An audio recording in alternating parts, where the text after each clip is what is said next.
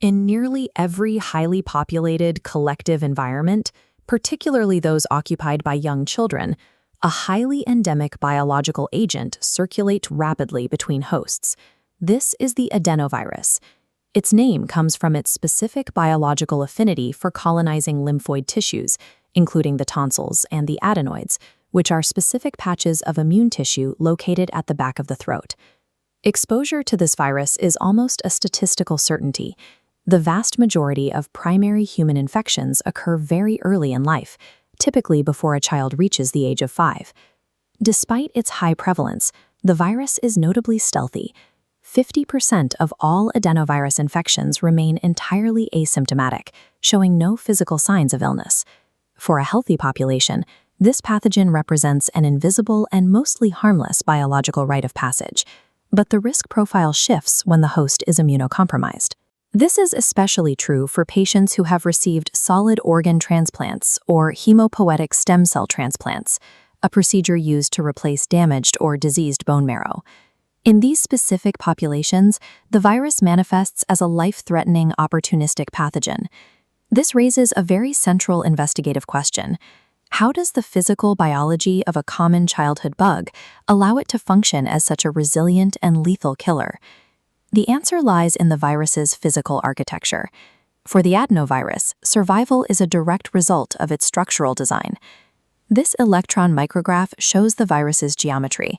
Measuring between 70 to 110 nanometers, the individual particles form distinct clustered shapes.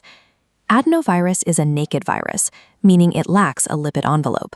Most other viruses possess this fragile outer layer of fat, but the adenovirus's lack of an envelope makes it highly resistant to lipid solvents and fluctuations in environmental pH. Its genetic material is instead encased in an icosahedral capsid, a 20-sided shell. This shell is composed of exactly 252 protein subunits, called capsomeres, and is armed with protruding hemagglutinating spikes. This robust design ensures the virus remains stable in the environment. It survives on doorknobs, lingers on shared toys, and clings to unwashed hands, facilitating efficient indirect transmission between hosts. During the early phase of infection, the virus's hemagglutinating spikes bind directly to specific receptors on the surface of a target host cell. The virus breaches the cell via endocytosis, where the cell membrane wraps around the particle to pull it inside, and travels to the host cell's nucleus. This establishes an intranuclear cycle. Inside the nucleus, the virus releases its payload, a linear, double-stranded DNA molecule containing approximately 40 genes. These genes hijacked the host cell's biological machinery to begin synthesizing viral proteins. Moving into the late phase of replication, the process accelerates. This entire cycle, from entry to assembly, takes between 30 and 36 hours. The cycle concludes with the death of the host cell. The cell undergoes lysis, a physical rupture, releasing roughly 10,000 newly assembled viral particles outward. This exponential math, one cell producing 10,000 new virions in under 2 days, is what triggers the rapid and aggressive onset of clinical symptoms. The clinical impact of this massive viral replication occurs across several specific bodily systems. The primary frontline is the respiratory tract. Infections here result in conditions such as rhinopharyngitis, angina, and pneumonia. Secondary frontlines include the eyes and the digestive system. The virus can cause severe keratoconjunctivitis, a painful inflammation of the cornea, as well as gastroenteritis, specifically triggered by the 40 and 41 serotypes. These varied clinical symptoms align with the virus's dual modes of transmission: respiratory droplets attacking the airways and fecal-oral transmission attacking the gut. In severe cases or during outbreaks, doctors must identify the virus in the laboratory.